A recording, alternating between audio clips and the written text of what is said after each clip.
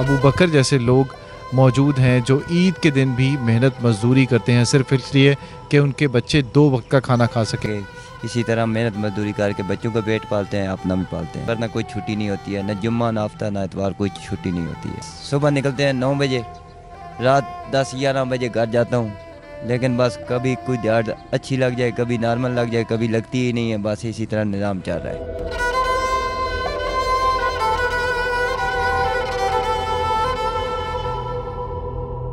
अखराजात तो बहुत हैं, लेकिन गुजारा बहुत मुश्किल से चलता है। कभी ऐसे हो जाता है कि ना बिजली का बिल दिया, ना किराया दिया, बस इसी तरह महीना गुजार दिया, अगले महीने में गहू है तो फिर दे दिए। बस पेट्रोल महंगा है, अब देखो 120 रुपये 130 रुपये पेट्रोल होता था, अब 250 रुपये लीटर पे पेट्रोल पहुंच गया है। डीजल देखो, गाड़ियाँ रोड पे है नहीं, मोटरसाइकिल सवार नहीं है, तो काम नहीं चलता है। बस क्या करें, मजबूरी है। पहले रेट होता था हमारा 80 रुपये 90 रुपये, अब 10 रुपये रेट का फ़र्क पड़ा है, 100 रुपये दे देते हैं। दिहाड़ में बस यही 700-800 रुपये बनते हैं, 8 पंचर लग जाएँ, 7 लग जाएँ, यही 100 रुपये ही देते हैं। 100 रुपये से ऊपर रेट भी नहीं देते हैं। अगर किसी से 150 मांगे तो वो गले पड़ जाता है।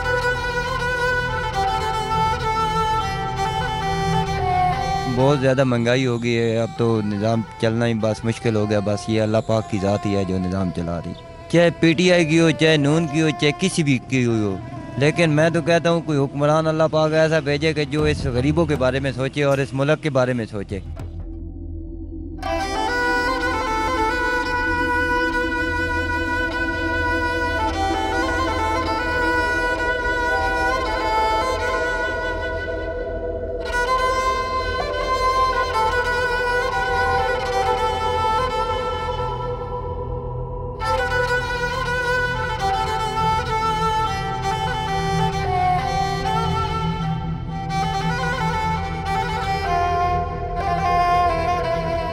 अस्सलाम वालेकुम जी, मैं हूं नुमान मकसूद और आप देख रहे हैं हमारा फेसबुक और यूट्यूब चैनल। हम मौजूद हैं इस्लामाबाद के एक नवाही इलाके में, जहां पर एक नौजवान हमें नज़र आया जो सड़कों के ऊपर पंक्चर लगाता हुआ नज़र आ रहा था काफ़ी दिन से। तो हमने सोचा क्यों ना उससे गपशप लगा दी जाए आजकल जो हालात चल रहे हैं उसके ऊपर।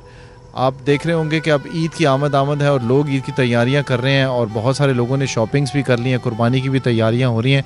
लेकिन यहाँ पर अबू बकर जैसे लोग मौजूद हैं जो ईद के दिन भी मेहनत मजदूरी करते हैं सिर्फ इसलिए कि उनके बच्चे 2 वक्त का खाना खा सकें। आजकल जो हालात चल रहे हैं, महंगाई के जो हालात हैं, पेट्रोल की कीमत जो दिन ब दिन बढ़ती जा रही है पाकिस्तान में, उसकी वजह से हर तीसरे शख्स को मुश्किलात का सामना है। इसी के ऊपर बात करेंगे आज अबू बकर से और जानते हैं इसके दिल का हाल। ये बताओ अबू बकर कि कितने अरसे से तुम इन सड़कों के ऊपर काम कर रहे हो और किन किन जगहों पर जाते हो अपने बाइक के ऊपर? ये तकरीबन 10-12 साल से मैं काम कर रहा हूँ। 10-12 साल से?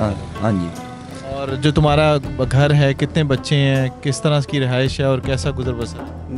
घर तो हमारा बस गुजारे मुताबिक है ही है, लेकिन वरना इधर तो जो है ना, इधर तो किराए का ही घर है, ठीक है। बच्चे हमारे गांव में रहते हैं, बाकी जो है कि इसी तरह मेहनत मजदूरी करके बच्चों का पेट पालते हैं, अपना भी पालते हैं। ये बताओ 12 साल से जो तुम काम कर रहे हो, अब तुम्हारा जो रेट है वो तब से अब तक कितना फ़र्क पड़ा है उसके ऊपर?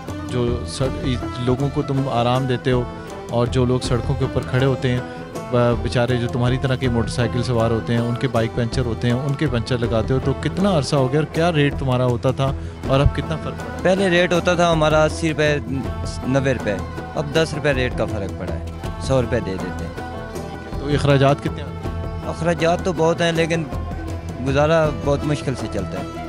ये बताओ कि जिस तरह से अभी ईद आ रही है, तो ईद के दिन तुम्हारे कैसे पहले गुजरते आ रहे थे और अब कैसे गुजरते हैं? बस यही, बस अभी अपनी तरफ से हम मेहनत मजदूरी करते हैं। हमारी कोशिश होती है कि चलो हमारे बच्चों का भी निज़ाम चल जाए और हमारा भी चल जाए। तो ईद कैसे गुजारते? बस अल्लाह की तरफ से बस कोई ना कोई सबब बन जाता है तो गुजर ही जाती है, वरना इन लोगों के हालात से खुद तो मुश्किल है। इसी तरह सड़कों के ऊपर गुजारते थे? बस इसी तरह सारा दिन सड़कों के ऊपर ही गुजारता हूँ। कोई कभी छुट्टी की है किसी का? छुट्टी जब मैं गाँव जाता हूँ तब छुट्टी होती है, वरना कोई छुट्टी नहीं होती है। न जुम्मा ना हफ्ता ना इतवार कोई छुट्टी नहीं होती है। गाँव कब जाते हो, जब जेब गर्म होती है? नहीं, जेब में कुछ चीज़ होगी तो तब ही गाँव जाएंगे, वरना ऐसे तो गाँव नहीं जाया जाता है। ये मोटरसाइकिल को कितना साल हो गए तुम लिए? ये मोटरसाइकिल तो मैंने अभी लिया है, पहले एक टूटी फूटी हुई गाड़ी रखी हुई थी, वो उसमें काम करता था। लेकिन अब गाड़ी तो रही नहीं, पेट्रोल महंगा है, गाड़ी का खर्चा कहाँ से पूरा करें, मोटरसाइकिल का नहीं फोर्ड हो रहा है, तो गाड़ी का कैसे फोर्ड करेंगे। ये बताओ कि 12 साल से जो तुम काम कर रहे हो, उन सालों के अंदर और अब जो साल गुजरा है, इसमें कितना फ़र्क तुम्हें नज़र आया? बहुत ज़्यादा महंगाई हो गई है, अब तो निज़ाम चलना ही बस मुश्किल हो गया। बस ये अल्लाह पाक की ज़ात ही है जो निज़ाम चला रही है। कैसे तुम्हें लगता है कि महंगाई हो गई? बस पेट्रोल महंगा है। अब देखो 120 रुपये 130 रुपये पेट्रोल होता था, अब 250 रुपये लीटर पे पेट्रोल पहुंच गया है। डीजल देखो, गाड़ियाँ रोड पे है नहीं, मोटरसाइकिल सवार नहीं है, तो काम नहीं चलता है। बस क्या करें, मजबूरी है। तो घर के सारे जो डिमांड्स होती हैं वो क्या होती हैं और उनको पूरा कैसे करते हैं? बस कुछ थोड़ी बहुत भाई मदद कर देते हैं, अगर वो ना करें तो बस अपनी मेहनत से कुछ निज़ाम चला लेते हैं। हमारी कोशिश होती है कि हमें भाइयों से भी ना मांगना पड़े, किसी से भी मांगना ना पड़े सिवाय अल्लाह की ज़ात से। ये बताओ कि हुकूमत की तरफ से तुम्हें कोई उम्मीद है? इस हुकूमत जो हुकूमत अभी आई है इसमें और जो पीटीआई की हुकूमत थी उसमें क्या फ़र्क है? चाहे पीटीआई की हो, चाहे नून की हो, चाहे किसी भी की हो, लेकिन मैं तो कहता हूँ कोई हुक्मरान अल्लाह पाक ऐसा भेजे कि जो इस गरीबों के बारे में सोचे और इस मुल्क के बारे में सोचे। कैसे? मतलब ये है कि कैसे, ये मतलब है अपना मतलब हिसाब किताब पूरा करते हैं, बाकी गरीब उधर का उधर रह जाता है। गरीब को ना कुछ मिलता है, वो महंगाई ऊपर सर से ऊपर निकल जाती है, तो फिर वो कैसे मतलब निज़ाम चलाएंगे? तो हुकूमत उसमें क्या करे? हुकूमत का तो काम है मतलब है कि इस महंगाई को रोकना, मतलब इन चीज़ों को नीचे लाना, बजाय ये नीचे लाने के ये ऊपर ही लेके जा रहे हैं। गरीब आदमी कहाँ से पूरा करेगा? ये बताओ पूरा दिन तुम्हारा कैसे गुजरता है? कब निकलते हो और घर का कब जाते हो? और पूरा दिन खाना पीना और बाकी सारी रूटीन कैसे गुजरती है? खाना पीना होटलों पे ही है जी, तीनों टाइमों का, ठीक है। तो बाकी जो है मतलब ऐसे ही निज़ाम चल रहा है। बस सुबह निकलते हैं 9 बजे, रात 10-11 बजे घर जाता हूँ, लेकिन बस कभी कोई दिहाड़ अच्छी लग जाए, कभी नॉर्मल लग जाए, कभी लगती ही नहीं है। बस इसी तरह निज़ाम चल रहा है। कितनी दिहाड़ी मिल जाती है दिन? दिहाड़ में बस यही 700-800 रुपये बनते हैं। 8 पंचर लग जाएँ, 7 लग जाएँ, यही 100 रुपये ही देते हैं। 100 रुपये से ऊपर रेट भी नहीं देते हैं। अगर किसी से 150 मांगे हो तो वो गले पड़ जाता है। तुम बताते नहीं हो कि पेट्रोल का रेट बढ़ा है? वो तो बताते हैं, लेकिन वो लोग मानते नहीं हैं। वो कहते हैं कि पेट्रोल का रेट बढ़ा है, पंचर का तो नहीं बढ़ा है। तो जो सामान लेके आते हो तुम पंचर लगाने का, इसमें कितना फ़र्क पड़ता है? इसमें भी तकरीबन होगा 25% बढ़ा, महंगा हुआ। ये बताओ कि तुम्हारे घर का किराया 8,000 रुपये। 8,000 रुपये किराया? हाँ जी। वो किराया भी किस तरह से अफोर्ड करते हो? बाकी चीज़ें कैसी पूरी करते हो?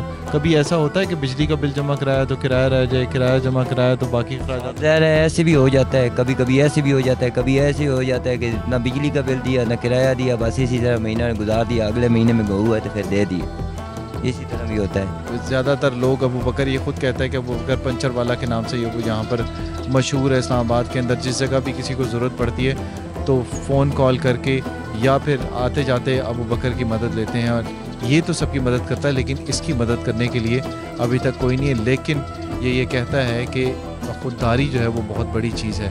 इसके बावजूद भी ये मेहनत करता है, और हम जैसे लोग ऐसे लोगों की कदर करेंगे तो तभी इस मुल्क में, इस माशरे में तब्दीली मुमकिन है।